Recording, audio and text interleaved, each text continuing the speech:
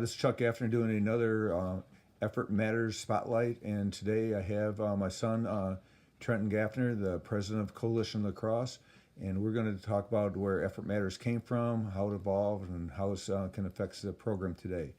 So let's start by, in my spotlight, you haven't seen it yet, have you? No. So in my spotlight, I talked about how my parents helped me think about effort, maybe not in the terms of effort matters, but just what effort meant. So what did your parents mean to you, Trenton, about effort and where it came from? I think when I think about it, it's like anything that you wanted, you had to work for. So, I always felt like, you guys were both working as much as you could to provide us, me and my sisters, with what we had. And so when when I was getting older, I feel like I don't remember 13, 14. I guess I was fortunate because mom's family had the family farm, so it was easy to, and my uncle had the greenhouse, so like, hey, let's go put some work in and you can get paid. And so it was just like anything you wanted for, you had to work for it. So whether if it started off as mowing lawns for Uncle Scott or it turned into greenhouse work or God, I remember, I think the first job on the farm I had was making boxes for cantaloupes. And they put me in a trailer and said, hey, make boxes. I'm like, well, how many you need? And they're like, I don't know, 12 hours worth? And I was like, what? And that was not fun. But did it. Learned what hard work was at a very young age. And when I got my first paycheck, I was like, okay, this is worth it. But yeah, I guess I've always saw it firsthand with what mom was working different jobs. The two working at the credit union and she worked at a chocolate vault at night, and you were always working second shift or something. So, and we were helping out the farm and the greenhouse. So just I guess I learned it from watching you guys. Okay, I told a story about when you were a senior in high school about you brought home a report card. Do you want to tell us your version of that? Yeah, I mean, that was like so like I guess I go back in the kid mode for this because you get this report card, and I thought I had like 5-week progress report card, and I'm like, oh, okay, I did fine, I'll show my parents. And mom was like, okay, fine. And then dad saw it, and there was a comment from my gym class that said satisfactory effort, but I had an A+ in the class. So he's like, you're grounded for 2 weeks. And I'm like, well, Dad, I have an A+. I mean, what do you want me to do? Or like, he's like, well, what could you do better? I'm like, Dad, I don't, like, we just play these games or whatever sport we were in, volleyball or whatever, and we're doing fine. Like, I don't know what else to do. And then to get ungrounded, I had to go talk to the gym teacher, Mrs. Richardson, and him. And then she thought it was a joke at first. And I'm like, no, like, he's serious. Like, can you tell him that I'm doing, everything I'm supposed to do in gym class? And she said, yeah. And then when she realized she was serious, and it was always funny, our conversations. Like, I'll make sure I watch my comments to your dad because I was killing it in gym class, but it was what it was.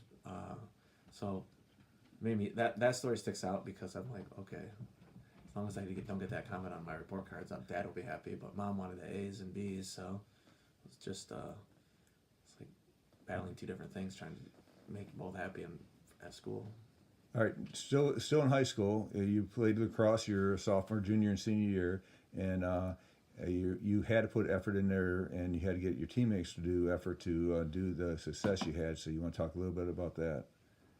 So like my high school program started when I was a sophomore, and it's like a family. The Marbles family basically brought it to Tecumseh, and Dad like ran the program. The older son West was the coach, and then Forrest was in my grade, and he was like the only one that really had experience when we first started.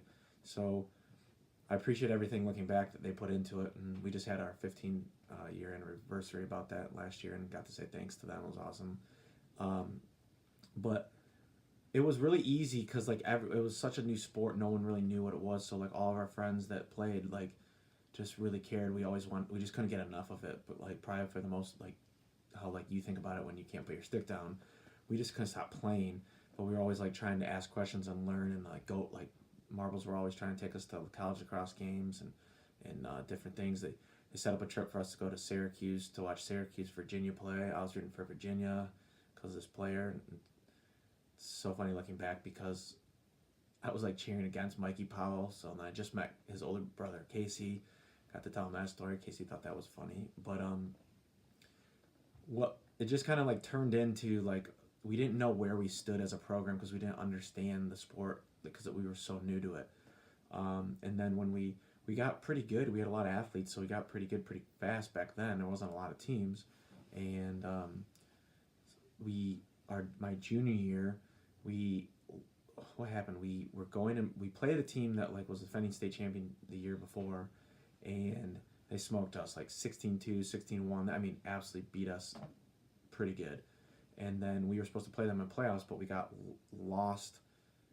Like we used to carpool everyone together. We didn't have the bus back then, and we got lost on the way. So we showed up after the game started because of traffic and had the wrong address or where we were supposed to play or something, and we had to like forfeit. So we never got to even have a chance. Well, it just kind of like rubbed me the wrong way because I knew we were going to get beat, but I wanted a chance to compete and show that we were improving. I guess in my mind, and a lot of the guys on the team took it hard. So we really, for me, it just kind of like it made the off season matter. So like we would always be playing and doing stuff around what we had our summer jobs and different things. But what really stood out to me is like when school started, I was like always going early. I'd go to run, lift, play wall ball, and then once the season started, like I felt like I was ready, and it helped us, and it like made others follow. Because others are like, man, if Trenton's doing that, I should to keep up. At least that's what I took at it at the time, and just motivated others. And then we had more guys doing it as the season got closer. And then when season was there, we were like ready as a team. Now, our division wasn't loaded compared to like some of the traditional powers back then. But there's 4 divisions, but 3 and 4 played in the state championship. So it led to a success. Won us a state championship. So I would say that was part of it. Obviously, not just what I did, what all my teammates did. And so I look back and that effort that we put in as a team led to success. Very good. That was a fun ride. I enjoyed it, watching it from the sidelines. So, fast forward. Now you head up Coalition Lacrosse, and about a year ago or so, you brought home and started talking about Effort Matters to the program. Can you tell us kind of where it started right now? I mean, we've talked about 2 things in the past, but where did it start right now? What brought you to bring it? So at the end of last summer, the 2018 summer, I always the summer season. I always look back and think about like what can we do to get better as a program, because I have some time to think about it before we start fall ball. And so like fall ball, we brought it out. This Effort Matters, but it kind of came out from like some kids and parents, everyone wants their kids to get better. Like we understand that, and as a coaching staff, we want the same thing too. But where I get frustrated is where kids or parents are like they're not seeing like they want something else, or they're like finding excuses, but they're not willing to put their max effort in and say, all right, like I'm like showing up is like half the battle, like and this doesn't apply to everyone, but like trying to show them that like each kid has another level, and they just gotta always be pushing that limit. And when they do, they're gonna surprise themselves. And then I think what like really happened for me is like I started to think about it too, and then I think everyone knows now, but like, and I'm not like I got into CrossFit, and I started to realize that like the mentality of that is something that I really wanted to add to the program. So we did all the CrossFit trainings in the winter, but it's just like your best. Like if you're always doing your best, you're going to be able to continue to improve. And not all the time you're going to like you're not always going to have best days all the time. And so it's just something that I kind of like really wanted to add to us mentally, to make us mentally stronger, and to push our program to another level, because sometimes kids leave our program and for something else, and they're like, oh, but like sometimes I'm like, well, why didn't you do that for us? That's the same thing we're asking you to do, and you're doing it for someone else. So it's why they won't fit with us, and that's fine. I want hard workers in our program from top to bottom, and people that are willing to push themselves. So did that pretty well sum it up, or do you have anything else you'd like to add to or any particular thing? We're going to break down the season into things like education, sportsmanship, coachability, and family. And I just wonder if you wanted to hit any one of those that come to your mind. Well, it's kind of been a cool little process since we kind of started it, and like I think a lot the kids that take to the effort matters. Like we first started in the fall by doing like 5-10 minute workouts, and then like where they're like showing like doing their best. And I think like we had kids lose weight right away, and like kids understand that like they're mentally tougher for it, and there's a lot of good things that come from it, like pushing them in those like little workouts. But it's an easy thing to say like effort when we talk about it, like like you're talking about it. Are they putting the effort in their school? Like, oh, you want to be a great lacrosse player? Well, most of the schools that you're going to get into, they're going to ask you your grades, and your test scores. So are you putting that effort in the classroom? We always talk about family being first and helping out. So we've recently gotten some scenarios where, parents do so much for the kids of our program, and they do like I don't want our kids to be lazy. So we've done before, even years ago, I've asked kids, are they making their beds when they get up? Are they like putting the effort into setting themselves up for a great day of success? Are they helping their parents out? Whether this could be like with laundry, like dinner, chores around the house, different things like that.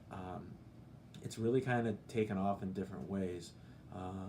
It could be, like right now I've got a couple videos of kids, like we're about to go to spring season, and kids are outside playing in the snow. They're just so excited for the season to start. So just like what type of effort are you putting into it? And you can apply it to almost anything in your life. Are you putting it to your family, your friends? And it's hard to all the time. Like I get it. Like it's not easy. Like there's times where I get overwhelmed with work, but in the end, when we're at a tournament and you might see me, I don't know, eating at a tailgate, and after a game, and I got a smile on my face, I look like I'm probably thinking about everything that went into to get to that point. It makes me smile about the effort that I put in, or that you did help me out with all the things. You're retiring and stepping it up with all these videos, so it makes me happy. So I don't have to do all these videos, but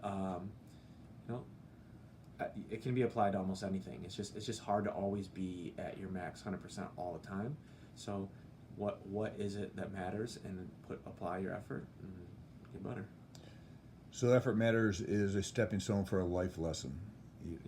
It basically can be, yeah. It can be, and so it's also a great teaching points when kids don't do it. Like we always talk, like if kids sometimes have to fail to learn through it, so their mistakes they can learn from it, and then they realize like, all right, I want this.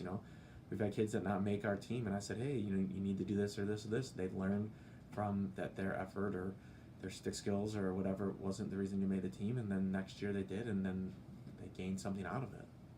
Right. Well, I want to thank you for the interview here, Trenton, and I'm sure we may have a few here along the way that to go to a certain point. But I wanted to kick off this program with my video and your video, and we'll see you at the next tournament. All right, I'll see you at the next tournament, Dad.